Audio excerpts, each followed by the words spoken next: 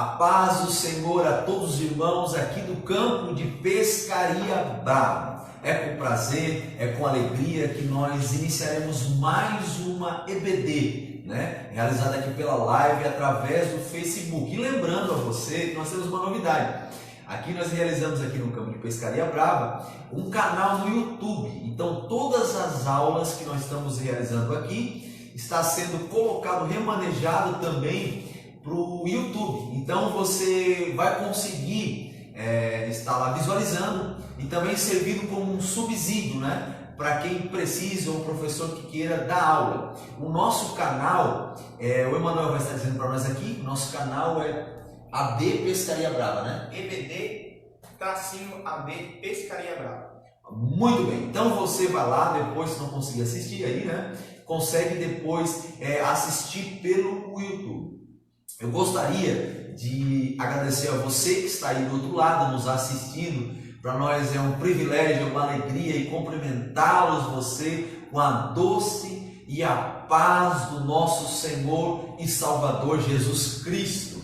Lembrando também, agradecendo a Deus por essa oportunidade e também ao nosso pastor presidente, pastor Maurício Silva, e o nosso coordenador da EBD, diácono irmão João Rodrigues, que não pode estar aqui conosco, e a gente sempre faz menção, justamente porque ele passou por uma cirurgia cardíaca e não pode estar aqui conosco, Mas deixa um abraço, um carinho todo especial e agradecer a Deus porque Ele nos deu essa oportunidade de poder estar aqui com você. E nesta noite temos os nossos comentaristas, com prazer e com alegria poder estar cumprimentando o nosso irmão auxiliar Emanuel Camilo. Pai do Senhor, irmão Emanuel. Pai do Senhor, irmão Josué, Pai do Senhor a todos os nossos irmãos que estão nos ouvindo, que Deus possa abençoar a sua vida. Amém. Também com a companhia do nosso vice-presidente, nosso presbítero irmão Gério aqui conosco. Pai do Senhor, presbítero Gério. Pai do Senhor, presbítero irmão Josué, auxiliar irmão Manuel, Pai do Senhor para todos os irmãos, Deus abençoe a cada um e vamos aprender um pouco mais sobre esta lição de hoje. Muito bem, mas antes, como de costume, e é muito conveniente, de nós iniciarmos tratando propriamente dito da palavra de Deus, da lição, nós iremos realizar uma oração. E para estar orando com você, quem realizará essa oração, o nosso auxiliar do trabalho, Emanuel, com vocês. Amém. Vamos orar, feche seus olhos aí onde você está e ore conosco. Senhor, nosso Deus, nosso Pai, te damos graça por essa oportunidade de poder estar aqui aprendendo de Ti, que és manso e humilde de coração. Senhor, fortalece-nos, dai-nos força, dai-nos sabedoria, ilumina-nos com Teu Espírito Santo, para que o falar, para que as palavras que saiam da nossa boca sejam direcionadas e que sejam bíblicas, Senhor, e que tragam edificação para os irmãos e para a Igreja de Cristo. Usa nossas vidas para louvor da Tua glória, para louvor do Teu nome, e não para engrandecimento pessoal, Senhor, mas para que o Teu nome em nós e através de nós seja glorificado. E que o departamento de EBD do campo de Pescaria Brava, Senhor, seja instrumento de louvor para a Tua glória e edificação cristã para os membros dessa igreja. É o desejo do nosso coração, em nome de Cristo Jesus. Amém e amém. Muito bem, depois de nós orarmos junto com o Emanuel, nós vamos dar então início. Mas lembrei, meus irmãos, nós temos uma enquete, E você que está participando da resposta aí, e depois no final ali, no segundo tópico, acredito eu, nós vamos estar dando a resposta, até porque é um assunto pertinente a um dos subtópicos. A nossa enquete desta noite a pergunta é o seguinte: nós todos, e quando falamos todos, inclui pessoas, os cristãos e amigos do Evangelho, pessoas que não professaram a Cristo ainda. Nós todos somos filhos de Deus? Esta é a pergunta. Nós todos somos filhos de Deus? Então você participa da nossa enquete e logo em seguida nós vamos estar dando então a resposta. O Emanuel vai estar ali ligado, nos comentários, também na participação, e já nós vamos estar comentando você que está participando conosco. E desde já, irmãos, você curta e também compartilha essa live aqui falando da escola da EBD, porque eu sei que muitas pessoas vão ser abençoadas através desta aula. Muito bem, a nossa lição que iremos tratar nesta noite é a lição de número 3. E o tema é eleição e predestinação. Muito bem. Esse assunto é um assunto muito discutido na roda de alguns teólogos, né? E às vezes suscita muitas discussões acaloradas, né? Muitos não entram em acordo, né? Devido a essa situação aqui. E às vezes tem muita dificuldade de entendimento. E eu gostaria de antemão trazer algumas correntes teológicas a respeito da soteriologia, ou seja, a doutrina da salvação, como essas correntes teológicas acreditam. E eu vou citar algumas para os irmãos, não todas, é claro, mas no mínimo 4, que são. Nós temos então o pelagianismo, né, que vem de Pelágio, que foi um dos teólogos, se assim eu posso dizer, do século IV, que foi combatido ferozmente por Agostinho de Hipona. Pelágio acreditava que o homem natural por si só conseguiria ser salvo, que o homem ele não é completamente manchado com o pecado e que ele pode sim conseguir, através dos seus méritos pessoais, a sua salvação. Essa é a crença de Pelágio e dos pelagianistas. Muito bem, nós temos a segunda também, que é o semi-pelagianismo.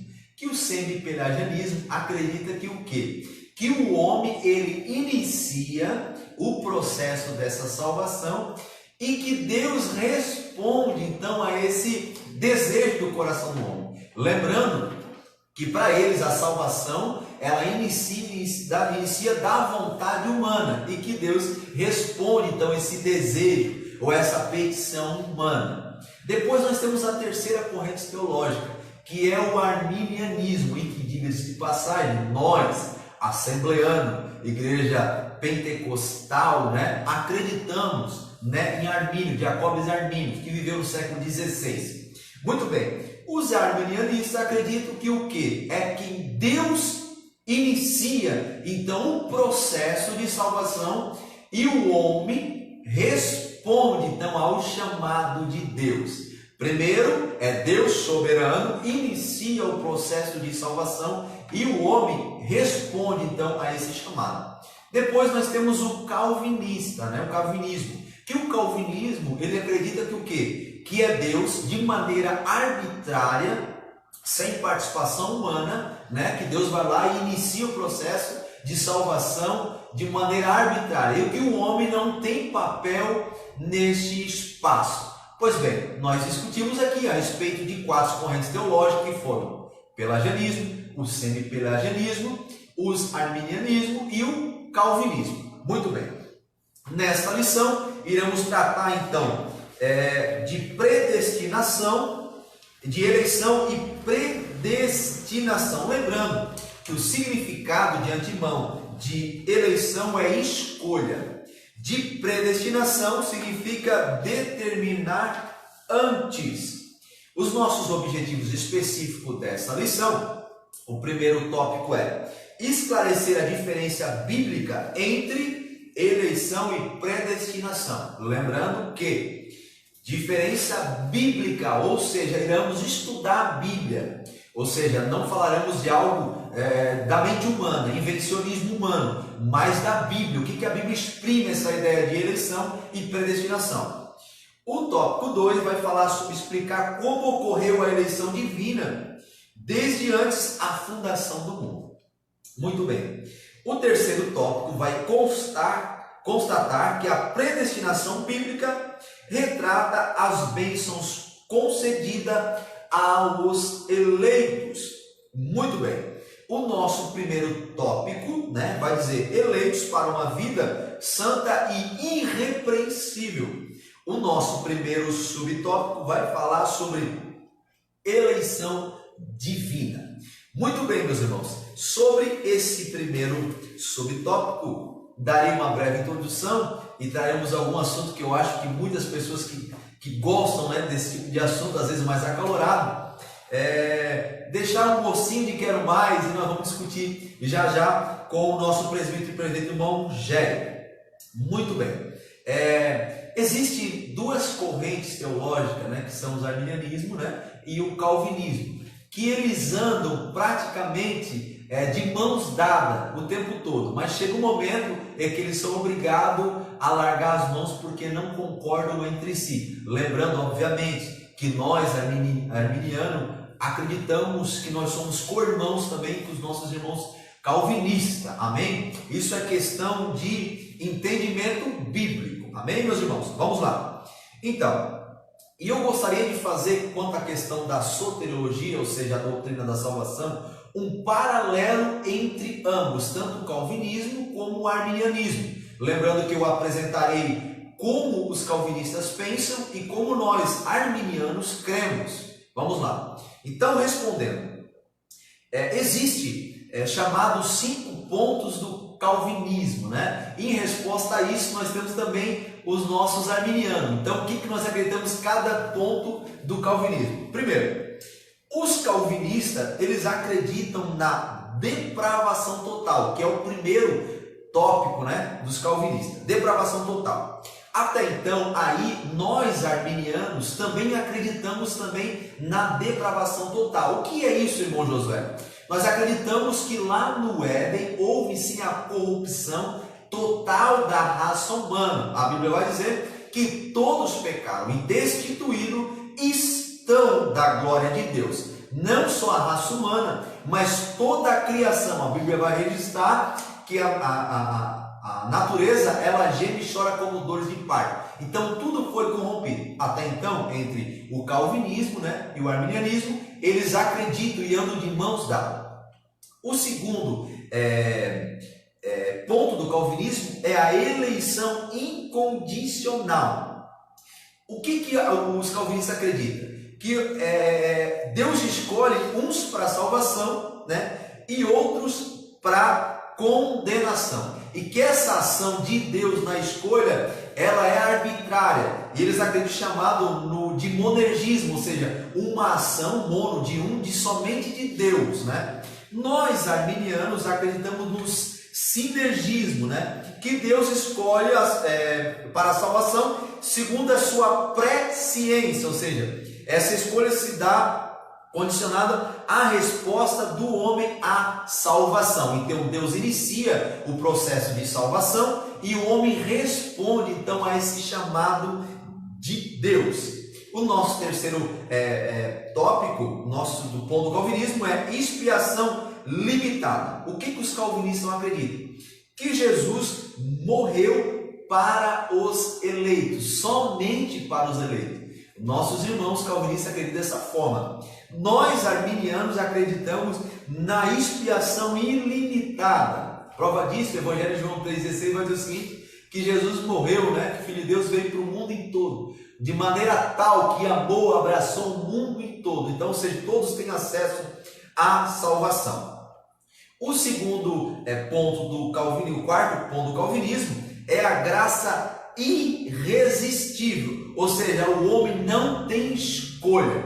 Deus age, escolheu o homem, e o homem não age e não tem o seu livre-arbítrio, né? Muito bem, nós respondemos a isso, nós arminianos acreditamos que o quê? Não chamamos de graça irresistível, nós chamamos de livres pela graça, mediante a fé, e a Bíblia vai dizer que isso não vem de vós, é dom de Deus. O quinto ponto do calvinismo é perseverança dos santos, ou seja, uma expressão um pouco mais bonita, mas é o mesmo que dizer o seguinte: uma vez salvo, sempre salvo, ou salvos para sempre. Nós acreditamos o quê? Na perseverança em Cristo, que o homem de fato ele pode perder a salvação, ele pode apostatar da fé. A Bíblia registra alguns casos que muitas pessoas apostataram da fé. Paulo vai dizer que Demas amou o presente século, né? Então a gente acredita que em um determinado período, se o homem não perseverar em Cristo, ele pode perder a salvação. É bom deixar claro o que nós pensamos em relação ao calvinismo, né? Nós arminianos acreditamos de uma certa forma e os calvinistas acreditam de outras formas. Mas para explicar melhor sobre a eleição divina propriamente dito, o nosso irmão presbítero Mogé. Amém. Glória a Deus. Então, em primeira mão, como o nosso presbítero colocou aqui, não temos nada contra, né, em questão de pensamentos assim, de irmandade, né, um propósito de, não, eu sou melhor que fulano ou ele é melhor que outro. Não. Concordamos em partes e em parte discordamos. Isso não nos torna, então, assim, não nos traz uma desunião, né? Interfere na nossa salvação, não interfere, né, no nosso convívio, até porque em certos pensamentos nós andamos de mão dadas. Mas há um momento da matéria da soteriologia, que é o processo ali da salvação, nós discordamos pelo fato de nós não nos apoiarmos, não apoiamos a nossa fé, nós assembleanos não apoiamos a nossa convicção de salvação em o homem Armínio. Não apoiamos. Pelo fato de o mesmo Armínio também discordar do pensamento pelo qual ele era aluno, né, do calvinismo. Então, nós não apoiamos a nossa fé, a nossa convicção no que nós dizemos de arminianismo. Nós concordamos com o pensamento de Armínio no processo de salvação. E quando nós falamos de eleição, e o tema da nossa lição, a temática, o primeiro tópico aqui é eleição divina, o que não deve ser esquecido por nós é que é um processo que não é feito pelo homem, é um processo que é feito por Deus. É um ato soberano de Deus em graça e em amor. Já aqui já é o suficiente para nós termos um entendimento do que essa eleição causou no homem, né? O que essa eleição gera na vida de um pecador, na vida de uma pessoa que, para ser eleito, é claro, precisa passar pelo processo da salvação. E para chegar à salvação é necessário ouvir a pregação do Evangelho. Para ouvir a pregação do Evangelho e ser salvo, é necessário se arrepender. Então nós temos a eleição divina sendo um ato soberano de Deus em graça e em amor. Para quem? Para o homem pecador. Interessante que o comentarista da nossa lição, ele vem nos apresentar o que esta eleição apresenta para o ser humano, para o pecador. Em primeiro lugar, nós temos que entender o que o apóstolo Paulo escreve aos Efésios, no capítulo 1, quando ele fala na eleição divina, no capítulo 1, versículo 4, é que em quem nós fomos eleitos?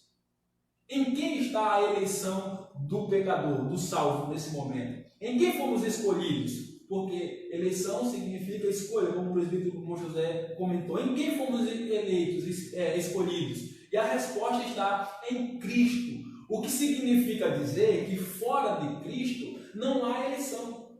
A eleição ela só é válida, ela só é aceita quando ela for cristocêntrica.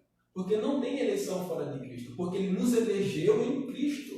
Em Cristo somos eleitos. Em que tempo se deu essa escolha, essa eleição? Se deu, o apóstolo Paulo diz também no mesmo versículo, se deu antes da fundação do mundo, antes de tudo, porque Deus é presciente, Ele já sabia de tudo, Deus é onisciente, conhecia. Então também essa eleição ela é, em primeiro lugar, uma ação soberana de Deus em amor e em graça, feita, né, antes da fundação do mundo. Por quê? Porque Deus ele é onisciente. Deus ele já anteviu o que ia acontecer com o homem. Por isso que nós não acreditamos que Deus ele decretou uns para a perdição e outros para a salvação. Pelo contrário, ele cria, ele elabora um plano de salvação e coloca à disposição do pecador o plano. Ora, se aceitar o plano, você é um eleito e viverá a vida eterna. Daí então nós cremos, é por isso que nós divergimos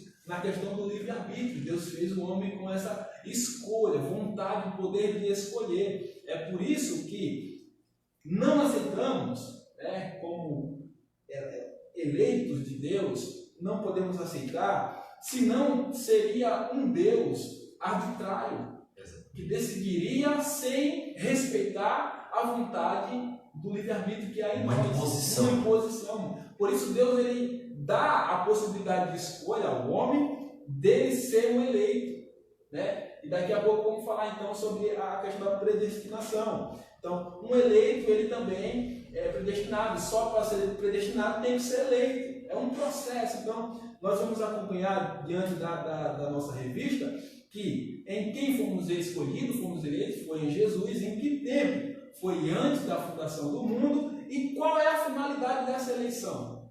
Para que serve essa eleição? O apóstolo Paulo diz: para que fôssemos santos e irrepreensíveis diante de Deus. Diante de Deus, só através desse processo de eleição divina é que nos tornamos santos e irrepreensíveis diante de Deus. O que é essa vida de santificação, essa vida de irrepreensão diante de Deus? Uma vida onde nos apresentamos diante de Deus sem a influência ou interferência de pecados. É por isso que daqui a pouco nós vamos ver o que uma pessoa nova, né, em Cristo, ela vive, como ela vive. Porque recebeu esse dom, porque é um dom de Deus, recebeu então uma nova vida, recebeu uma nova esperança, uma nova chance, e assim tem uma nova postura diante de Deus em relação à sua vida outrora pecaminosa. É por isso então que essa eleição ela é um ato soberano de Deus em graça e em amor. Ele pensou em mim, pensou em você, e por amor ele nos elegeu em Cristo Jesus. Posso contribuir um pouco? Eu gostaria de falar um pouco sobre essa questão da primeira parte que o senhor tratou ali sobre calvinistas e arminianos juntos. Concordamos, enfim, que o senhor falou a questão da dogmática, nós acreditamos, e gostaria de reiterar o que o presidente Rogério falou, que nós arminianos, nós não queremos rivalizar ou contrariar ou, de certa forma, combater contra os calvinistas. Nós queremos, de certa forma, manter uma unidade da Igreja de Cristo, isso que o Senhor nos ordenou. E o que eu percebo, até curioso, o meu Facebook pessoal, eu sigo uma página calvinista, e nessa página calvinista eu percebo muitas das vezes algumas postagens. Jason Meyer, ele vai escrever no seu livro Teologia Bíblica da Pregação, ele vai dizer que nós temos que conhecer o outro lado, conhecer o armamento inimigo, senão não conhecemos, e não são nossos inimigos, são nossos irmãos em Cristo, mas nós temos que conhecer o outro lado e nos basear neles. E eu vejo através dessa página no Facebook pessoal que muitas das vezes os calvinistas, inclusive a denominada calvinista a página, e ela muitas das vezes faz postagem de ataques ao arminianismo, colocando o calvinismo como acima do Evangelho de Cristo, como se fosse que estivesse um patamar acima, como se fosse algo irrevogável. O autor da nossa lição, o pastor Douglas Batista, no livro de apoio, ele vai definir assim os arminianos e os calvinistas. Ele falando sobre os arminianos. Arminianos são os que se identificam com os ensinos do teólogo holandês Jacob Arminio, que são os nossos da Assembleia de Deus. Já os calvinistas, olha a diferença, são os que seguem os ensinos do teólogo francês João Calvino. Enquanto nós, arminianos, se identificamos, eles seguem os ensinos de João Calvino. E eu vejo nessa página, até curioso no meu Facebook, muitas das vezes eles atacam de forma veemente, se achando que são o dono da verdade. Muitas vezes os calvinistas são arrogantes. Vamos dizer aqui que alguns calvinistas muitas das vezes são arrogantes, tentando debater aquilo que eles acham que é verdade. Vamos ser bem sinceros que no nosso ministério, por exemplo, falando pessoalmente, baseio muitas das coisas do meu aprendizado bíblico e teológico em pessoas calvinistas, em pregadores calvinistas, e não tenho medo aqui de citar Augusto Nicodemos, Hernandes Dias Lopes, Mauro Meister, Heber Campos. São homens de Deus, homens que mantêm a piedade, homens que são íntegros no falar e que não são arrogantes, mas que têm essa piedade em comum. Por isso, muitas das vezes, o enfoque aqui vai no glorificar o nome do calvinismo em vez de se pregar o evangelho. E alguns dizem que o calvinismo é evangelho, mas não é. O evangelho é cruz de Cristo. O evangelho é você apontar para a pessoa de Cristo. O salmista no Salmo 29, versículo 2 vai dizer assim, atribuam ao Senhor a glória que o seu nome merece e adorem o Senhor. Não o nome de Calvino, não o nome de Arminio, no esplendor do seu santuário. Por isso que lá em Atos, Abraão vai dizer, crê no Senhor Jesus. No Senhor Jesus, não no ensinamento de Arminio e não no ensinamento de Calvino, mas crê no Senhor Jesus e será salvo tu e a tua casa. Essas duas correntes são correntes teológicas que a gente não pode se esquivar. A gente tem que tomar posição. Mas o que deve-se a centralidade ao Evangelho de Cristo, sabendo que Ele nos elegeu nele. Antes da fundação do mundo, fomos escolhidos nele, por isso, como o irmão Jair falou, ela é cristocêntrica, a nossa eleição. Ela também tem a segunda finalidade, que é em que tempo se deu essa escolha, que se deu antes mesmo da fundação do mundo, e também qual a finalidade, para que fôssemos santos e irrepreensíveis diante dele em amor. Muito bem. Geralmente essas linhas um pouco calvinistas, chamado de hipercalvinismo, né? Exatamente. Lembrando que a maioria, a gente não pode generalizar e virar regra, né? Muitos irmãos calvinistas também aceitam nós como irmãos, tanto é que alguns também pregam nas nossas igrejas. Amém, meus irmãos? Mas continuando, o subtópico 2 do tópico 1 vai falar as condições da eleição. Quando fala eleição, gente, não tem como a nossa mente não levar para a questão de política, né? Lembrar de eleição. Então vamos tentar aqui fazer uma situação hipotética. Quando uma pessoa tenta se candidatar a algum cargo público, né, seja vereador, deputado, enfim, governador, presidente, ele vai oferecer a sua proposta, de fato, de trabalho, de governo, né? Então ele faz lá uma proposta e tal, e desta proposta ele vai tentar angariar, enfim, pessoas que votem nele. Então, ou seja, são através dos méritos pessoais, ou seja, daquilo que ele preparou para a sua candidatura, para depois ser o quê? Eleito. Não é assim que a gente vê a questão política? Pois bem, a salvação não é assim. A salvação não está condicionada aos méritos pessoais, ao que eu tenho, o que eu posso. Paulo vai dizer que nós andávamos mortos em delitos e pecado, mas Deus em Cristo nos vivificou, apesar de nós estarmos mortos em ofensas e pecado. E o subtópico 2 vai falar as condições da eleição. Qual é a condição? Fé e arrependimento na pessoa bendita de Jesus Cristo. Mas para comentar esse tópico, nosso presbítero irmão Jair. Amém. Só antes de comentar esse tópico, né, eu queria apresentar aqui então, estou fazendo mexendo de ninguém, mas um livro do qual nós nos apoiamos um pouco para ajudarmos a lição, publicadora CPAD, é Arminianismo Puro e Simples. Até a temática já diz que é puro e simples. Sim, né? A Bíblia é pura e é simples. Então temos aqui James de Oliveira, esse irmão que escreveu esse livro, e tem um mestre também, que é o nosso amado pastor Isaías Rosa, foi nosso professor e diretor de seminário, quando nós estudamos. Na época ele escreveu esse livro quando era professor ali no IBAG. E temos também mais um livro aqui, Teologia Arminiana, Mitos e Realidade. Então, fica aí a critério para alguns irmãos quiserem conhecer e se aprofundar sobre aquilo que nós pensamos e apoiamos como ensinamento doutrinário bíblico. Doutrinário bíblico. Então, falando de condição da eleição, o pastor Antônio Gilberto, que já partiu para o Senhor, grande mestre da teologia sistemática, defendia com toda a veemência a doutrina bíblica pura e simples.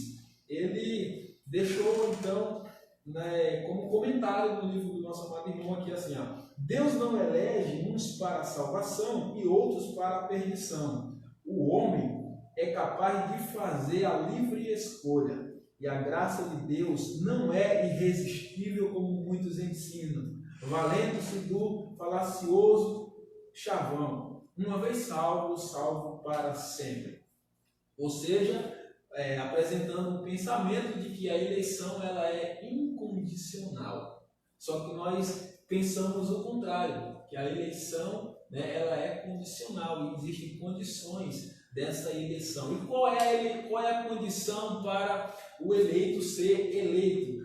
O primeiro pensamento, e ele vale-se como base, como regra, é crer. É necessário crer. Porque o escritor aos Hebreus, a carta aos Romanos, capítulo de número 10, versículo 14, vai dizer que é necessário alguém ouvir para crer. É necessário crer. Capítulo 10, versículo 14. É necessário crer. para então se arrepender, para ouvir o Evangelho. Então, a primeira condição de um eleito é crer. Crer em quê? Crer na pregação da palavra. Crer na pregação da palavra. E que pregação é essa? Que palavra está sendo pregada? É o plano de salvação. O plano de Deus, né, em salvar o homem, porque de antemão, né, de forma presciente, Deus ele conhecia os que iam aceitar a Jesus, os que iam crer em Jesus e permanecer crendo. Então ele planejou, né, ele planeja uma salvação, né, ou a salvação, vamos assim dizer, para a humanidade que crê. Então, o texto base, o texto que nós temos como, nós podemos dizer que é o texto que sustenta a nossa fé, né, é o texto de João 13,16, dizendo que é o texto áureo da Bíblia Sagrada. É que Deus, ele ama quem? Uns? Não, mundo. Deus ama. E que mundo é? Aí eles pegam essa palavra mundo, né, e traz outro sentido, né? Deus ama o mundo inteiro, né? Que ele faz o que? Dá o seu Filho unigênito para que todos, não é todos, os crê. Então, a condição é crer. A condição é crer. Se você crer, será salvo tu e a tua casa. Então, eu quero deixar para os irmãos puderem fazer a anotação de algumas referências bíblicas, para os irmãos terem, então, essa base de apoio, como uma primeira e grande condição da eleição é o crer. Eu vou citar aqui para os irmãos, João 3,16, João 4,42, João 6,40, João 6,51 e Atos dos Apóstolos 13,39. Anotem essas referências e depois vocês firmem esse pensamento. A condição para a eleição é crer. Então, essas referências vão te ajudar a entender isso que eu acabei de falar. Essa eleição é condicional, né? Crer através do arrependimento que é gerado pela palavra. Há então uma necessidade grande, irmão Josué e auxiliar irmão Manuel. Há necessidade de pregar a palavra de Deus. Por isso Jesus disse, ide por todo mundo, uma ordem imperativa, ou seja, há uma grande necessidade de se pregar o Evangelho. Por quê? É através da pregação do Evangelho que as pessoas ouvem a palavra, o Espírito Santo trabalha, porque é ele que convence o homem do pecado, da justiça e do juízo. E ele começa a gerar no coração do homem o arrependimento. Aí o homem fica livre para escolher se quer e se não quer. E pensando nisso, também quero deixar a referência sobre essa questão de arrependimento. Eu lembro que quando Jesus ele começa a pregar, ele fala, arrependei-vos. As mesmas expressões do João. O João, quando está pregando e batizando, a pregação dele é arrependei-vos, porque é chegado o reino de Deus. Jesus também diz arrependei-vos, porque é chegado o reino de Deus. Então, deixa eu registrado para os irmãos, Mateus 3 e verso 2, Mateus 4 e verso 17, aquilo que eu citei há poucos momentos, Romanos 10 e 14, Atos dos Apóstolos, capítulo 2, versículo 37 e versículo 38. Então, é necessário se arrepender, crendo, ouvindo a palavra do Senhor. Então, ao invés da eleição de Deus ser arbitrária, ela é condicional por meio de quem? A condição é Jesus. Somente e através de Jesus o homem crê, se arrepende e então ele é um eleito. Essa é a condição do eleito, crer em Jesus. Muito bem, um dos cavalos de batalha do calvinismo é Efésios capítulo 2 e versículo 8, que fala, pela graça sois salvos, mediante a fé, e isto não vem de vós, é dom de Deus. Então eles veem o seguinte, olha, se é pela graça, e o dom não vem de vocês, é de Deus, então em que processo, que momento que vocês têm? Ele acabou de citar, Romanos capítulo 10, versículo 14, que fala que é através do ouvir. Neste processo de ouvir, os arminianos acreditam na graça preventiva, ou graça preveniente, que é um momento em que o Espírito Santo ele ilumina a mente do homem ao ponto de ele entender e compreender o Evangelho e optar por querer e não querer. Muito bem, vamos lá. O nosso subtópico, claro, gente, isso é um assunto que não é uma hora e pouco que a gente vai conseguir esgotar, na verdade, porque é um assunto muito profundo, muito debatido, e hoje tem pessoas debatendo, fazendo seminário, até hoje, às vezes não compreendem muito bem, né? Mas, diga de passagem, nós cremos assembleano e toda a visão que nós temos de eleição e predestinação fundamentada e baseada na Escritura. Muito bem, o nosso subtópico 3 vai falar de vida santa e irrepreensível. Muito bem, Deus nos elegeu para quê? Para que nós tenhamos uma vida santa e irrepreensível, ou seja, separado. Ou seja, separado, santo significa separado do quê? Do mundo. Mas não segregado fisicamente, ou seja, não é que eu não vou ter contato com outras pessoas, eu não vou viver numa cápsula de vidro, né? Numa cápsula intransponível em que não tem acesso com as pessoas, mas separado a visão, a cosmovisão do mundo. Já dizia um grande pensador que nós vivemos na contramão do mundo, enquanto o mundo vai numa direção, nós vivemos na contramão do mundo. Eu estava mais cedo fazendo o meu exercício físico, correndo, e eu fiquei pensando como eu poderia fazer uma analogia a respeito da questão de santidade e separação. Eu fiquei pensando o seguinte, eu fui de fato longe. Eu imaginei um monte de biscoito, né, dentro de um frasco de vidro. Então você tem um monte ali, imagina uma quantidade, né, bem considerável. Então separado de fato, ou seja, é você sair dali de dentro, não é? Ou seja, e não viver debaixo da perspectiva da maioria, mas ser o que? Referência. Imagina os outros biscoitos olhando você fora do vidro. Então você serve de referência. Essa citação que Jesus falou: seja luz e sal da terra. Para comentar esse tópico, nosso auxiliar Emanuel. Amém.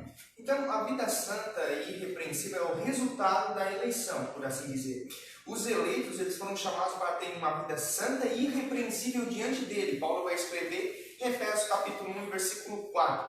Portanto, o vocábulo grego que o apóstolo Paulo usa para definir essa palavra santo é ágios, que significa separado do pecado. Quando ouvimos santo atribuído a alguma pessoa humana, nós geralmente achamos que é um erro, porque a própria Escritura vai dizer que debaixo dos céus ninguém é santo. Todos pecaram e destituídos estão da glória de Deus. E se não for pelos méritos de Cristo, pelo sacrifício de Cristo, nós nunca vamos alcançar a redenção e a justificação. Por isso, nós entendemos que quando a palavra santo é atribuída a uma pessoa, queremos dizer que ela é separada, que ela é resgatada. O salmista Davi vai dizer que o Senhor tirou-nos de um charco de lodo, ou seja, de um lamaçal de pecado, pôs os nossos pés sobre uma rocha e pôs um novo cântico na nossa boca. Ou seja, Ele nos separou, como muitas das vezes separando, nós pegamos a melhor bala ou o melhor biscoito, como o José falou. Então, é o ato de separar, e nós fomos separados do mundo. Tanto é que o vocábulo que vai resumir o que é a palavra igreja é a palavra grega ecclesias, ou seja, retirados para fora, tirados.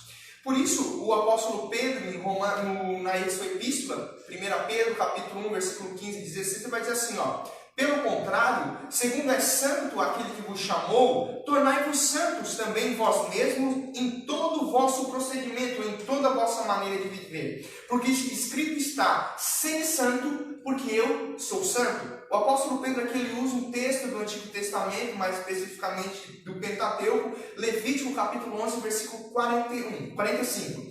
Por isso, nós entendemos que quem é santo nas Escrituras é porque é separado do pecado e agora é feito uma nova criatura em Cristo. Agora, passando para a palavra irrepreensível, o vocábulo grego que Paulo usa é amomos, que expressa algo sem defeito ou inculpável. E eu uso como base Filipenses capítulo 2, versículo 15, que vai dizer assim, ó: para que vos torneis irrepreensíveis e sinceros, filhos de Deus, inculpáveis no meio de uma geração pervertida e corrupta, na qual resplandeceis como luzeiros no mundo. Ou seja, irrepreensível é algo sem defeito, algo que é inculpável, algo que é um luzeiro no mundo. Como já foi falado aqui em Mateus capítulo 5, nós vamos ver que Mateus, o evangelista, vai dizer assim, que Jesus nos instruiu para sermos o sal da terra e sermos a luz do mundo. Ou seja, em todos os aspectos, a igreja ela tem que ser diferente, ela tem que ser santa, ela tem que ser irrepreensível.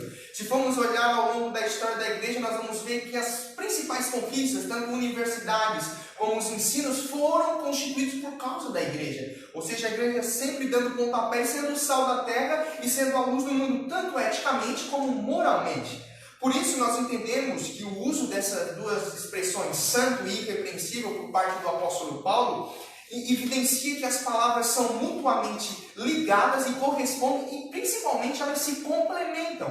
É um complemento para a outra. Por isso os termos eles apontam para o principal processo da vida cristã, que é o processo de santificação, a doutrina bíblica da santificação, na qual nós acreditamos, biblicamente falando, em dois tipos de santificação: a santificação processual e a santificação posicional. Nós já falamos em algumas EBDs antes sobre a santificação posicional e a processual, mas resumindo, a posicional eu resumo em um versículo: aquele que está em Cristo, nova criatura é, as coisas velhas se passaram e tudo se fez novo. Ou seja, a partir do momento que você confessou a Cristo como seu único e suficiente Salvador, você aí foi santificado posicionalmente, porque agora você está em Cristo, você está vivendo em Cristo, e Paulo vai dizer que ele levou cativo todos os nossos pensamentos a Cristo.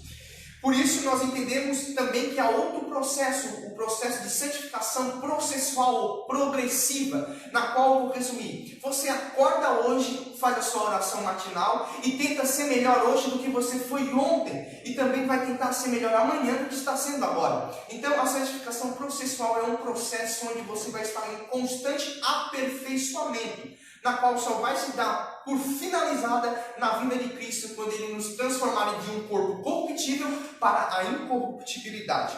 Por isso nós entendemos que esse processo, esse versículo onde o apóstolo Paulo vai falar sobre sermos santos e irrepreensíveis, aponta o padrão mais alto de ética e moral, na qual agradam a Deus. E Deus nos elegeu em Cristo. Por isso nós sermos santos e irrepreensíveis é uma resposta à eleição. Você é eleito e por isso você é chamado para ser santo e ser irrepreensível. Nós vamos ver que o apóstolo reitera ainda, o apóstolo Paulo, ele reitera que é inadmissível, na verdade, não o apóstolo Paulo, mas fazendo uma aplicação, que é inadmissível um cristão que aceitou a Cristo, que é regenerado e continua nas velhas práticas, em antigas práticas, que não tem uma vida transformada. Por isso é inadmissível. O autor da lição, e não o apóstolo Paulo, como eu falei, o autor da lição vai dizer que é inadmissível, o pastor Douglas Batista, que é inadmissível que um cristão, um eleito em Cristo, continue nas velhas práticas. O apóstolo Paulo vai dizer: esqueço-me das coisas que para trás ficam e prossigo para o alvo, que é Cristo Jesus. Ainda o apóstolo Paulo reitera que fomos criados em Cristo Jesus para as boas obras, as quais Deus de antemão previu para que andássemos nela. Ou seja, Ele nos chamou para sermos santos e irrepreensíveis, mas também para as boas obras, na qual não são frutos nossos, como o próprio apóstolo vai dizer, Ele previu de antemão para que andássemos nela. Então, reitero aqui o que Paulo escreveu em Efésios, que não somos salvos pela graça, ou seja, não são méritos nossos, mas são méritos de Cristo. E se somos eleitos, somos chamados para viver uma vida santa e irrepreensível. E para terminar, vamos dizer assim, como diz o ditado em chave de ouro, eu cito um versículo onde Paulo diz: quer comamos, quer bebamos ou façamos qualquer outra coisa, façamos para a glória de Deus. Eu termino com uma história. Quando Whitefield, o famoso pregador Whitefield, foi entregar a liderança do movimento metodista para John Wesley, ele teve algumas conversas que diziam para ele: olha, Whitefield, tu vai perder, o teu nome vai ser esquecido na história, o teu nome vai ser esquecido. E de fato, nós vamos ver que John Wesley teve maior proeminência do que Whitefield. Mas o Whitefield, ele responde para os seus indagadores, ele diz: olha, o que me importa do meu nome? O que me importa é da minha imagem, da minha figura. O que importa é que eu seja santo e irrepreensível diante de Deus e que também eu viva para o glorificar. Como vai dizer Paulo: quer eu coma, quer eu beba, quer eu pregue, quer eu cante, quer eu faça qualquer outra coisa, eu faço para a glória de Deus. Muito bem, muito bem. Pegando então o pensamento bem colocado pelo irmão, quando o autor da lição ele nos recomenda, nos adverte também a essa questão de que é inadmissível pessoas continuarem vivendo como vivem, nós não podemos nos esquecer que não existe uma placa, né, dizendo para aquele ou aquele outro que ele é eleito ou não. Não existe essa placa na testa de ninguém, né? Ninguém recebe um selo visível, assim, vamos dizer, dizendo que é eleito ou não. Mas existe uma seriedade, né, como cristão, existe uma seriedade como crentes que aceitamos a Jesus como Salvador, em vivermos uma vida que condiz com os nossos testemunhos, né? As nossas práticas, a nossa vida agora em Cristo deve refletir a Cristo, né? Porque quando somos esse processo de santificação nada mais é o processo pelo qual nós estamos vivenciando, porque ainda estamos passando por esse processo.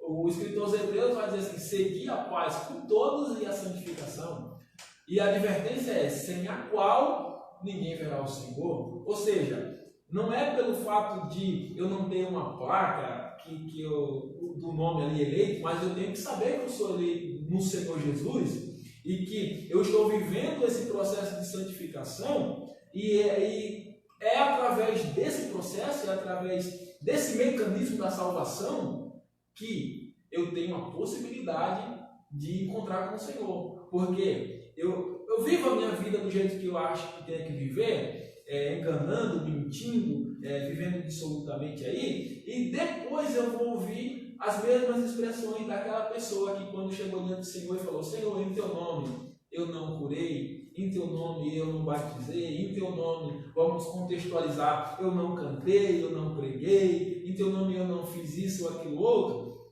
A resposta do Senhor será simples: eu nunca vos conheci. Então, vivamos em esse processo de santificação refletindo a Jesus, né? Imprimindo a imagem do nosso Senhor Jesus através das nossas ações e das nossas atitudes. Amém. Amém.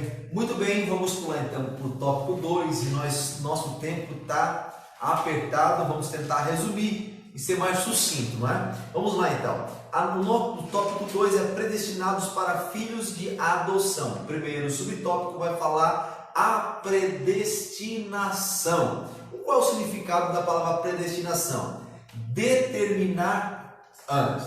Muito bem. Mas o que nós arminianos acreditamos nisso aí? Lembrando, porque nós, homens, né, fadados, né, a morrer, nós somos fadados ao nosso tempo, né? Ao presente, passado, futuro, ou melhor, passado, presente e futuro. Passado nos lembramos, presente nós estamos vivenciando agora, e o futuro eu não sei. O Deus aí que predestinou e elegeu, ao mesmo tempo que Ele está lá com Adão no Éden, Ele está lá no futuro com a igreja na glória. Ele não está preso nesse lapso temporal, a qual eu e você estamos. Muito bem, quando fala que Ele elegeu e predestinou antes da fundação do mundo, ou seja, é porque Ele já na sua presciência, num dos atributos incomunicáveis de Deus, né, na sua presciência, ou seja, na sua onisciência, Ele já sabia quem de fato creria na pregação do Evangelho, no sacrifício de Cristo.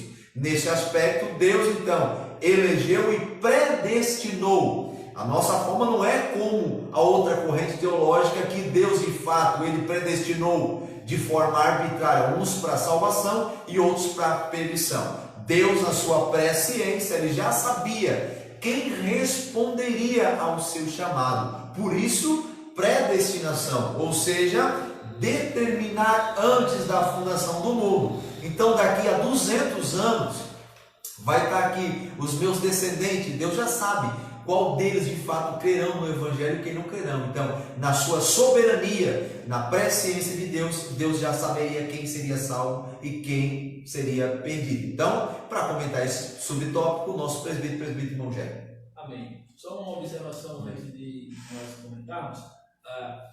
O nosso subtópico comentado pelo Emanuel, ele traz também na sequência o subtópico 4, que é a questão da nova vida dos eleitos. Então, para os irmãos aí que pensam, o irmão pulou no subtópico, não. E é exatamente aquilo que eu comentei, a vida que nós vivemos e temos que seguir vivendo, é o que o apóstolo Paulo escreve na carta aos Efésios, capítulo 4, do versículo 24 a seguir. Esse novo homem agora é revestido, esse novo homem agora, ele expressa com as suas ações, com as suas atitudes, o que o processo da santificação está causando nele. Deixe para trás a mentira, deixe para trás a cólera, deixe para trás a sua vida pecaminosa e viva agora como Cristo.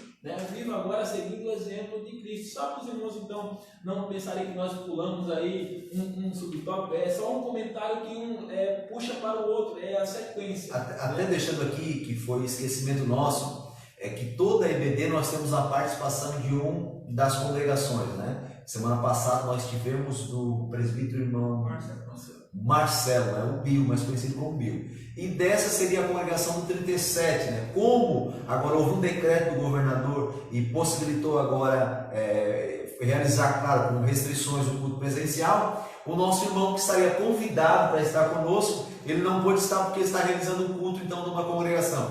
Por isso acabou falhando algum subtópico aqui e levando ao esquecimento. Mas muito obrigado, presbítero Rogério. O próximo então seria o Emanuel.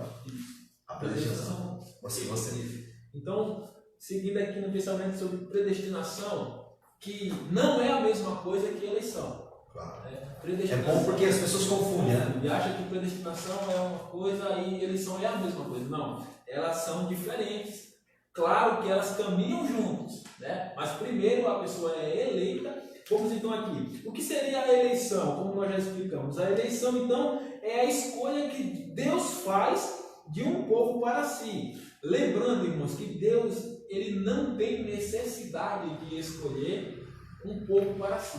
Deus ele não tem essa necessidade como Deus, porque ele é autossuficiente, né? Ele é Deus por excelência. Ou seja, ele não precisa de mim para continuar sendo Deus.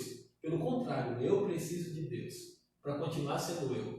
Então, Deus ele não tem necessidade de escolher, mas é por amor. Então, como falamos na questão da eleição, a predestinação é uma expressão também de amor de Deus, porque ele escolhe, e quando ele escolhe de antemão, ele predestina. Então, se a eleição é a escolha de um povo para si, a predestinação é o destino de Deus, que Deus escolhe para onde vai aquele povo que ele escolheu. Então, o nosso comentarista aqui diz que predestinação é determinar antes, né? E como nós pentecostais que somos e somos agraciados por uma Bíblia, né, de estudo pentecostal, então ela está recheada de comentários, né, que nos dá base, né, para entendimento dessa questão sobre a predestinação. Então, a predestinação é o lugar para onde Deus direciona os seus eleitos. Interessante predestinação se dá depois que Deus prevê, porque antes ele conhece. Então está aí o atributo de Deus, de onisciência, na sua questão de presciência, ele conhece. Só depois que ele conhece se o irmãogério vai crer em Jesus, continuar crendo, acreditando que Jesus morreu na cruz, morreu por ele, para salvar ele, perdoar os seus pecados. O irmãogério responde a essa oportunidade que Deus apresenta nesse processo de salvação. Então, Deus conhece. Isso está em Romanos capítulo 8, versículo 29 e versículo 30. Se os irmãos quiserem acompanhar depois, faça essa leitura. Deus antes conhece e depois ele predestina. Porque se fosse o contrário, Deus seria um arbitrário. Vamos exemplificar aqui. Josué, tu está predestinado para salvação. Emanuel, tu está predestinado para condenação. E isso não acontece porque não existe dupla predestinação, né? E toda vez, irmãos, que a Bíblia está falando sobre predestinação, nunca ela se relaciona ao ato de condenação. Toda vez que o Senhor predestina, ele condiciona, ele leva para o processo de salvação e nunca para a condenação. Então não existe dupla predestinação, como alguns pensamentos de irmãos aí surgem e são apresentados Deus predestina uns para a salvação e outros para a condenação, não respeitando o livre-arbítrio, quando isso não é verdade. Muito bem, até porque isso seria um tanto quanto inconveniente, o chamado de Jesus, quando ele fala ide por todo mundo e pregar o Evangelho, né? Ele poderia muito bem selecionar, né? Vocês pregam para fulano de tal, fulano, mas para um mundo, né? Pregar a todos. Então o Evangelho de Cristo é para todos, né?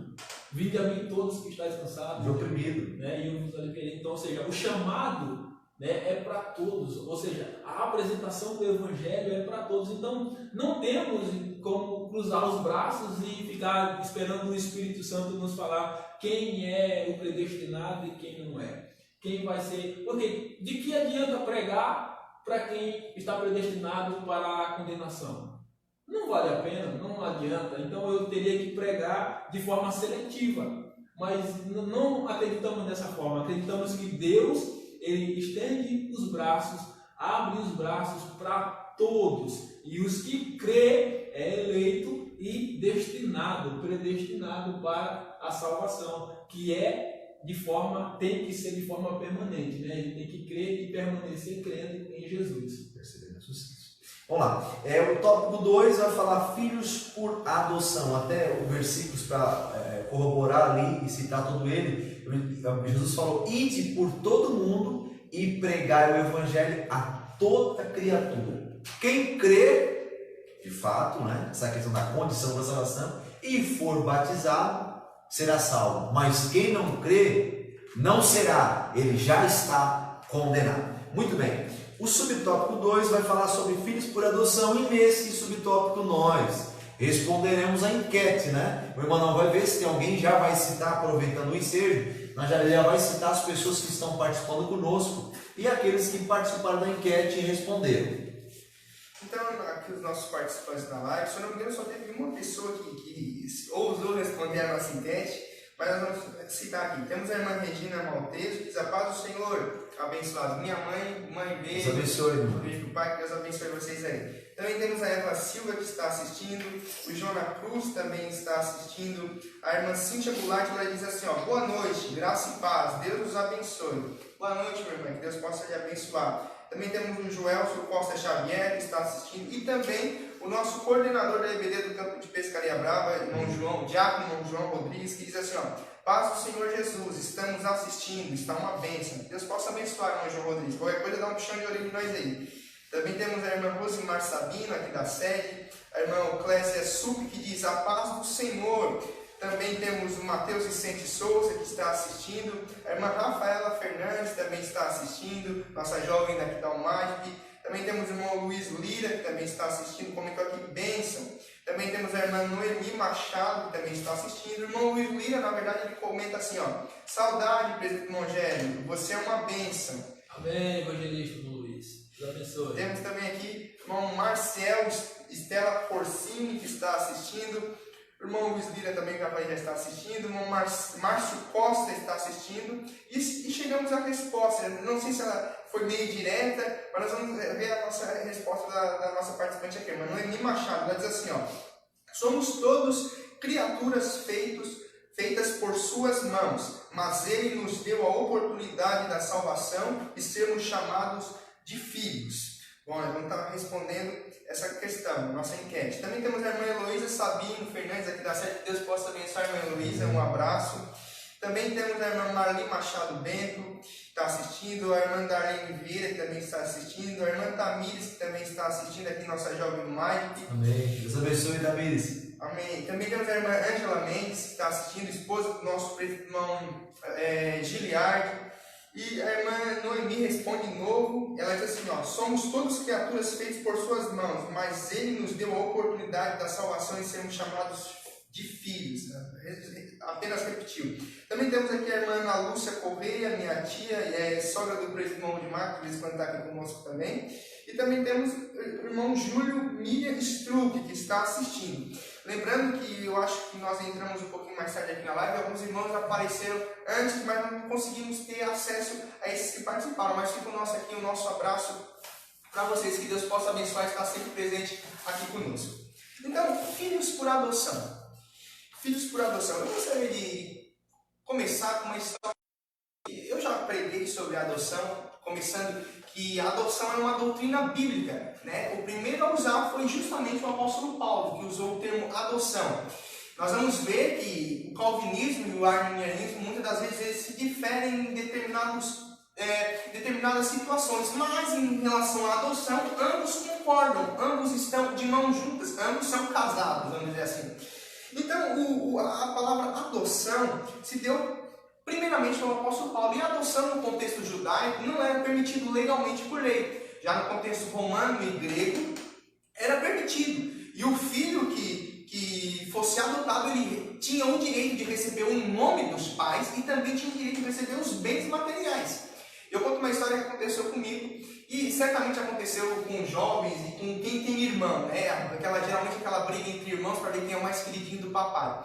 Eu era cuidado pela minha irmã agora é casada, e a minha mãe e meu pai trabalhavam. Minha mãe é professora, meu pai é operador de máquinas. Minha mãe chegava às 5 horas em casa, e eu, como era um menino muito espoleta e muito chatinho e gostava de me incomodar, ela me prendia dentro do banheiro e só me soltava quando a minha mãe voltava de casa. Só 5 horas da tarde, quando eu estava descendo a rampa, a minha irmã me soltava. E eu ia correndo e chorar para a mãe. Mas o que eu quero destacar é que em muitas brigas com a minha irmã, ela me chamava dizendo que eu nem era filho do pai e da mãe, que eu era adotado. Eu tenho certeza que você, jovem que está aí assistindo, que o seu irmão mais velho já te chamou de adotado, que você foi achado na caçamba de lixo, ou alguma coisa relacionada assim, né?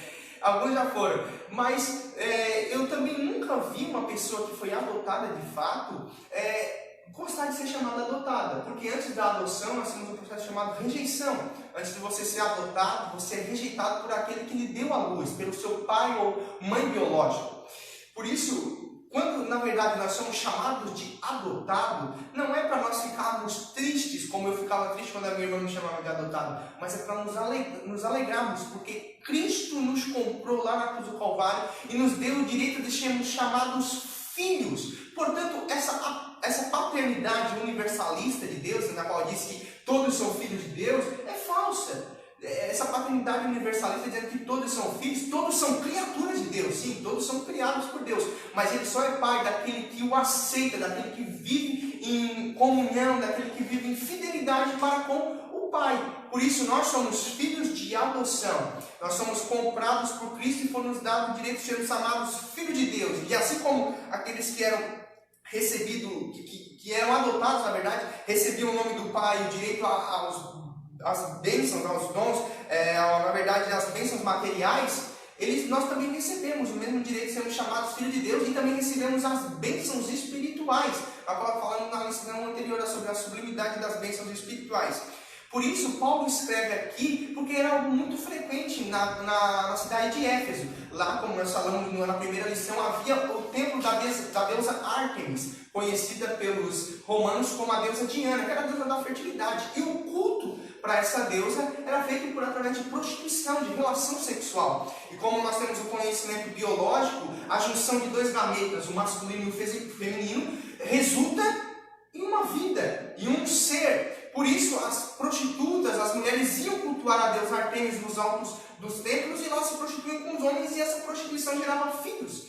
E pelo fato de ser resultado de um culto, eles eram desprezados, eles eram deixados, como podemos trazer para os dias atuais, naqueles filmes americanos, que eles eram deixados na porta, numa cesta de piquenique, era deixado e a pessoa batia na porta, quando a pessoa da casa abria, via a criança ali e pegava. Vamos dizer que a mesma coisa acontecia em Éfeso, mas porque era algo frequente da cidade de Éfeso, a adoção. Por isso que Paulo vai escrever, ele usa dessa estratégia para fazer o povo entender que nós somos filhos de adoção, e nós só somos considerados filhos de Deus quando os sujeitamos a Ele. É impossível o Senhor ser salvador da nossa vida se antes Ele não ser Senhor, se antes Ele não exercer senhorio sobre a nossa vida. Portanto, essa paternidade universalista de Deus é falsa, não é bíblico falar que todos são filhos de Deus, mas que todos são feituras das mãos de Deus.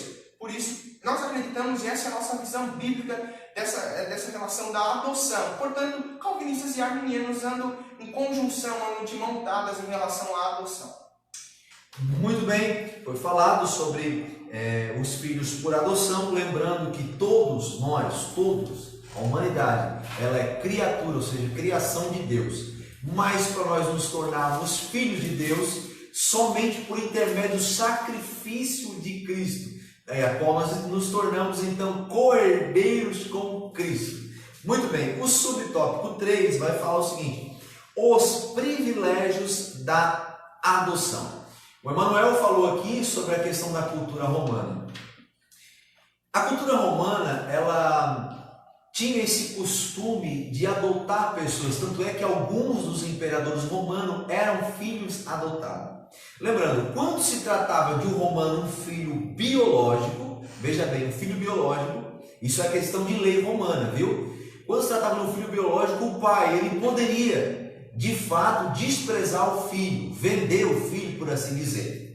Mas quando um pai romano, isso falando sobre lei romana, quando um pai romano, ele voluntariamente, ele pegava alguém para adotar, a lei dizia que o quê? Que ele não poderia lançar fora ou desprezar o filho. Embora um filho biológico ele pudesse o fazer, mas um filho adotivo ele não podia fazer. Muito bem, Paulo está dizendo o seguinte, olha, lá, se o filho adotivo não correspondesse, ou seja, à vontade do pai, falando em cultura romana, o pai da mesma forma não deixaria de ser pai. Quando ele está dizendo o seguinte, olha, quando Deus o adotou para ser filhos, ele não vai te desprezar, embora nós pecamos, erramos, voltamos ao arrependimento, o pai está sempre de braços abertos. Pararam de Jesus contando o filho pródigo, não é? Então, ou seja, o próprio Jesus falou o seguinte, aqueles que o pai me dê a mim, de maneira nenhuma eu lançarei fora. O tópico 3 vai falar os privilégios. Qual é o privilégio da adoção? O privilégio é um exclusivo. É o seguinte, nós temos uma herança. Lembra, um filho biológico ou um filho adotivo não tem direito de herança dos pais, aqui na terra com o pai biológico, não é? Homem natural, nós temos herança. Se o pai falecer, você adquire tudo aquilo que o pai conquistou. Muito bem, como a Bíblia diz que nós somos co-herdeiros com Cristo, então se nós somos filhos de Deus, nós temos uma herança, ou seja, um céu preparado de glória. Para comentar esse subtópico, nosso presbítero Rogério. Amém. Então, que honra é ser filho, né, e filho por adoção, né? Outrora vivíamos na nossa vida de pecados, vivíamos distante de Deus, porque a Bíblia nos diz que todos pecaram e destituídos estavam na glória de Deus, né? O salário do pecado, a consequência do pecado era a morte, né? E que morte é essa? Tanto a morte física como também uma morte espiritual. E essa morte espiritual nos afastaria de Deus na eternidade. Mas agora nós somos filhos de Deus, né? E temos privilégio em sermos filhos de Deus. E quando Paulo escreve a carta aos Gálatas, capítulo 4, versículos 5 e 6, ele diz: para remir os que estavam debaixo da lei, né? A fim de quê? De recebermos a adoção de filhos. Aí ele diz no versículo 6: e porque sois filhos, olha só, Deus enviou aos nossos corações, isso é privilégio, né? Hoje podemos então chamar Deus de Pai. Amém. E Deus nos chamar de filhos, né? Porque Ele nos deu essa condição de chamarmos Ele de Pai e Ele nos chamar de Filho. Agora nós podemos ser chamados de Filho de Deus. Então assim, ó, Ele continua dizendo: e porque sois filhos, Deus enviou aos nossos corações o Espírito de seu Filho, a que clama Abba, Pai. Hoje podemos chamar Deus de Pai e Deus nos chama de Filho. E os privilégios continuam. Os privilégios são eles, né? Romanos 8, 29, você pode marcar aí, ler na sua casa. Apocalipse 2 e 17. Você tem um privilégio extraordinário que Deus dá quando você é filho por adoção. Não é um negócio assim inferior, pelo contrário, se sinta honrado, se sinta agradecido e agradecido a Deus por ser filha, por ser filho por adoção. Amém. Muito bem. Caminhando agora então para o tópico 3, vai falar o seguinte: a sublimidade, valor elevado, né, do propósito divino na predestinação. O primeiro subtópico vai falar de predestinação e salvação. Olha o que o autor da lição colocou. O soberano Deus não predestinou incondicionalmente pessoas alguma à condenação eterna, mas deseja que todos se arrependam e convertam-se de seus maus caminhos. Muito bem, a outra corrente teológica, não os arminianos, mas os calvinistas acreditam na dupla predestinação, que Deus predestinou, ou seja, determinou antes de escolha, uns para salvação e outros para condenação. Não é dessa forma que nós arminianos acreditamos. Nós acreditamos aquilo que Jesus disse: eu não vim para condenar o mundo, mas eu vim para que o mundo fosse salvo. Então o propósito de Cristo na cruz, morrer, ressuscitar, ele não veio a mensagem do Evangelho não veio para condenar o mundo. Se Deus quisesse condenar o mundo, ele não enviaria seu filho. Por isso que Jesus cita: eu não vim de fato para condenar o mundo, mas eu vim para salvar o mundo. E a salvação, ela é aberta para todos aqueles que crêem no sacrifício de Cristo, se arrepender dos seus pecados, entender que é pecador e que está debaixo de fato da ira de Deus, mas Cristo, no seu infinito amor, morreu na cruz para salvar os perdidos. Mas para comentar esse primeiro subtópico do tópico 3, o nosso presbítero irmão Gério: predestinação e salvação. Amém. Então, como nós estamos caminhando e comentando, não existe a dupla predestinação, Deus, ele sempre se relaciona ou predestina para a salvação. É esse o nosso pensamento em que acreditamos. Só que a questão é o que o outro lado pensa. Uma vez salvo, salvo para sempre. Ou seja, a graça, que gera ali o processo também da salvação, ela não pode ser resistida. Então, se você aceitou e provou e desfruta da salvação uma vez eleito, uma vez salvo, uma vez predestinado, pronto, e ponto final. Mas não é assim. O processo da salvação na vida do eleito e predestinado, ele precisa ser desenvolvido, O processo da salvação precisa ser desenvolvido em temor, aquilo que eu comentei. Eu preciso ter uma vida de temor diante de Deus.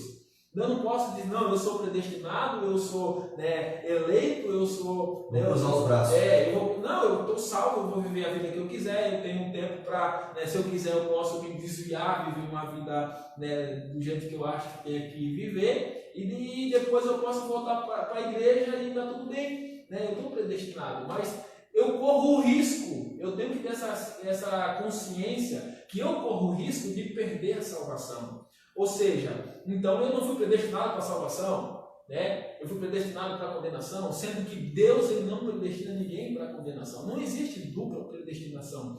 O interessante é que o apóstolo Pedro, ele prega a palavra de Deus, e eu fico pensando: será que naquele montão de gente, naquele montante de gente, estava ali todo mundo predestinado desde antemão? Estava ali os que não aceitaram, aqueles já estavam predestinados para a condenação. Mas nós entendemos que é pelo processo do arrependimento que o homem, ele é predestinado para a salvação. Inclusive, quando aquela multidão de gente ouviu a pregação da palavra de Deus pelo apóstolo Pedro, eles perguntaram: então o que nós devemos fazer para sermos salvos? E Pedro diz: arrependei-vos. Arrependei-vos. E uma multidão de gente se arrependeu dos seus pecados ao ouvir a palavra de Deus, e então foram predestinados para a salvação. Lembrando que isso está registrado no livro de Atos dos Apóstolos, capítulo 2, e o mesmo livro de Atos, capítulo 17, versículo 30, diz assim: Deus, ele não leva em consideração o tempo da ignorância, e anuncia agora a todos os homens. Ou seja, não existe uma seleção, não existe aqui uma dupla predestinação. Deus não faz assim: olha, eu vou então selecionar aqui um tanto de gente e vou anunciar. Não, a todos os homens em todo lugar que se arrependam. Então, se arrepender é uma condição, e se arrepender, você está então entrando no rol dos predestinados por Deus para a salvação, mas é necessário preservar essa salvação. Irmão irmão Rogério, aqueles que pensam, então, se eu sou predestinado, eu vou cruzar meus braços, esse, por fim, nunca foi salvo, porque a salvação, quando você entende, né, o sacrifício de Cristo, entende o que você era, né, antes de aceitar Cristo, do amor que Deus deu, o amor sacrificial, o amor ágape, em nós fica essa questão, esse sentimento de sempre louvar a Deus com a nossa vida, porque o sentimento de um salvo em Cristo Jesus é de gratidão. Eu não posso cruzar os braços. O meu desejo é fazer o que o Evangelho diz propriamente, pregar o Evangelho a toda criatura. Sem contar, claro que nós nem tocamos no assunto do inferno, que nós queremos que ele existe. E quem prova do amor de Deus, ele está então predestinado para a salvação, tem a consciência que outrora, se ele não aceita Jesus, se Jesus não morre por ele, se Jesus não se sacrifica, ele estava condenado à perdição, e isso acarretaria da vida dele e para o esquecimento de Deus de forma eterna, longe de Deus, a ausência de Deus eternamente. Então, isso que o irmão falou, quando nós então somos predestinados à salvação e sentimos o gosto já dessa salvação em nós, não cruzamos os braços. É por isso que nós da Assembleia de Deus temos então o desejo, a vontade de evangelizar, de dizer o que Jesus fez em nossa vida, de dizer o que Jesus pode fazer na vida do pecador. É por isso que quando eu evangelizo, que Jesus tem um plano na sua vida. Você é um eleito de Deus. Porque se aquela pessoa se arrepender, ouvir a palavra de Deus, deixar Deus trabalhar, eu tenho certeza que Deus escreve o nome dela no livro da vida, perdoa seus pecados e ingressa ela nesse meio, né, nesse conjunto de predestinados para a salvação. Então é por isso que é uma necessidade de nós não cruzarmos os braços e sempre falarmos do amor de Deus. Lembrando que a frase usada constante no meio teológico vai dizer assim, a soberania divina não anula a responsabilidade humana. Muito bem, o nosso segundo subtópico vai falar predestinação e o amor. Então Deus determinou antes, mas em amor. Por que vamos e vemos, gente? O que acontece? Deus, quando expulsa Adão do Éden, Deus estava exercendo o quê? Sua justiça, ou seja, seu atributo. Ele poderia, sendo o próprio Deus, encerrar por ali. Mas como ele é um Deus também de amor e de misericórdia, ele enviou o seu Filho para salvar de fato a humanidade. Então a predestinação ela também é em amor. Para comentar esse subtópico, o nosso auxiliar Emanuel. Exatamente. Quando Adão peca, Deus não é pego de surpresa. Nós vamos ver aqui no subtópico onde o autor vai citar assim, eu quero citar a palavra dele. Antes de Deus criar qualquer coisa, o seu plano de redimir a humanidade e definir o destino dos crentes estava estabelecido. Ou seja, aquele famoso versículo que antes da fundação do mundo o cordeiro já estava morto, o cordeiro já estava preparado. Aí nós entramos na área da teologia especulativa, onde vai falar sobre o infralapsarianismo e o supralapsarianismo. Né? O infralapsarianismo vai dizer que o plano redentivo de Deus é depois do pecado, ou seja, que é uma consequência do pecado. Agora, o supralapsarianismo vai dizer que já vinha antes mesmo do próprio pecado, ou seja, o cordeiro já estava morto antes mesmo da fundação do mundo, o que de fato nós compreendemos, mas é para o lado da teologia especulativa, do lado da teologia calvinista. Nós arminianos estamos fora dessa questão, mas só dando um adendo em relação a isso. Por isso, a predestinação é um ato de amor, Nós vamos ver ao longo da história Deus se preocupando com a raça humana. Quando o homem peca, mesmo assim, ele não é pego de surpresa, o nosso Deus. E nós vamos ver que ele já tem tudo estabelecido, o seu plano já está predestinado, e por isso é um ato de amor. A cruz já estava predestinada para o Filho de Deus. Tanto é que quando Jesus estava sendo preso pelos soldados e pelo aprendiz de sacerdote Malco, Pedro vai lá e decepa a orelha de Malco e Jesus diz: Pedro, para que isso? Guarda a espada. Tu acha que se eu não quisesse, eu não oraria ao Pai e não mandaria uma legião de anjos para que expulsasse esses soldados daqui? Mas convém que isso seja feito, convém que o Filho do Homem seja entregue. Ou seja, um ato de amor sacrificial, é vicário, porque ele se entregou por nós, ele morreu. Por isso a predestinação é sinônimo de amor. Deus amou a humanidade, que deu o seu único Filho, para que todo aquele que nele crê não pereça, mas tenha a vida eterna através de Cristo.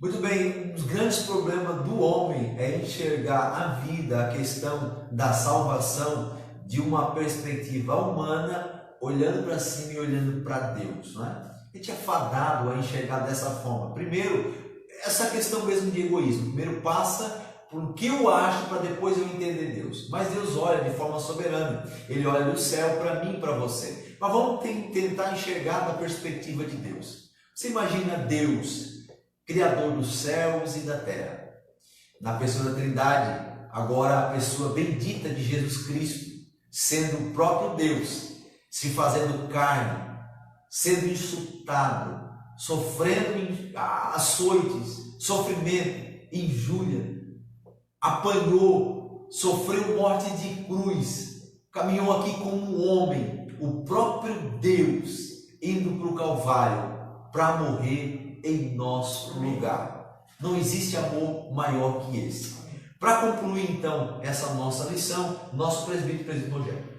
Amém, glória a Deus. Então chegamos mais no final de uma aula, é a conclusão.